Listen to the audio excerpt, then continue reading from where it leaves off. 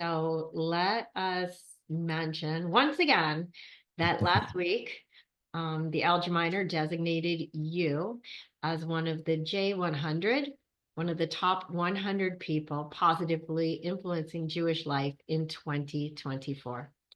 Did you ever imagine in your capacity as an urban warfare expert that you would one day become one of the most important voices supporting the Jewish world? I'm sure that fighting anti-Semitism was never a part of your original war plan. No, it wasn't, if I'm honest. And it's humbling, and it's moving that anything I've done has made a difference. And if that's the case, then I'm extremely grateful for the opportunity to have done so. Looking at yourself on a list alongside Donald Trump and Benjamin Netanyahu and Javier Milei is quite surreal, if I'm brutally honest. I did have my buddy John Spencer right next to me, so You on were the like list. 24 and 25. I mean, you were way up there. I know, absolutely bonkers. So I've always said that whilst doing war analysis has been really important, um, standing up for the UK, particularly its Jewish community, has been far more important than that to me, because my countrymen and women don't deserve to live in fear just because of their ethnicity or religion, be that Jewish or Muslim. But it's the Jewish community who are in the firing line at the moment and getting the most abuse. So I took a particularly vocal line on that. And as I said, I wrote on my Substack that I'm honoured to have made a difference if I have at all. But it kind of disgusts me that it was ever necessary. And this can't go on. And I hope more people speak out and try and make a difference to this really poisonous narrative that's running through society at the moment. You've been so inspiring to so many people. So please do not question whether you have made a difference or not. Can I ask you, did you have any like understanding or awareness of anti-Zionism and or anti-Semitism before this war, or not even just before this war, before sort of getting involved with Israel? No, not really. I mean, the UK Jewish community is tiny, really tiny. I think it's 120,000. It's minuscule. Um, and they tend to sort of live in certain areas like North London, where I've never been particularly before.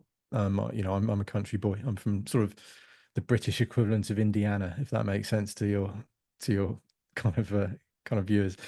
Um, so it's never been a big part of my life. It's never been something that really flicked onto my radar. But after 7th of October and those celebrations in London, I did have a couple of Jewish friends. I saw how it really affected them, and really that's what sort of fired me up to speak out. I was lucky enough to have a platform on X or Twitter or whatever it was at the time, and I thought it was, a duty on me to speak out and say something, because I had a voice where maybe others didn't.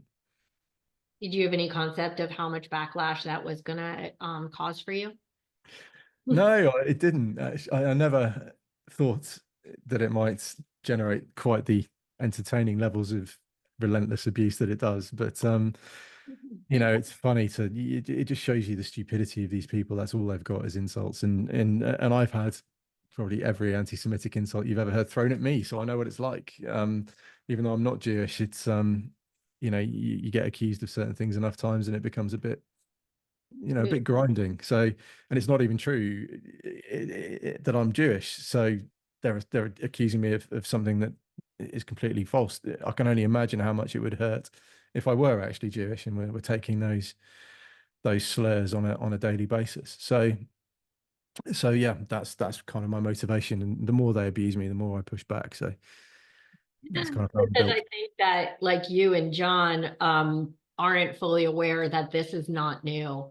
As Mm, somebody who's been on this like this social media fight since the advent of social media, even as a woman, even as a yoga instructor, even in the world of love and light, the amount of the horrific abuse that I have been on the receiving end of for the last, particularly since 2014. mm, That was like an interesting confluence of another war in Gaza, or conflict, depending on how you look at the terminology.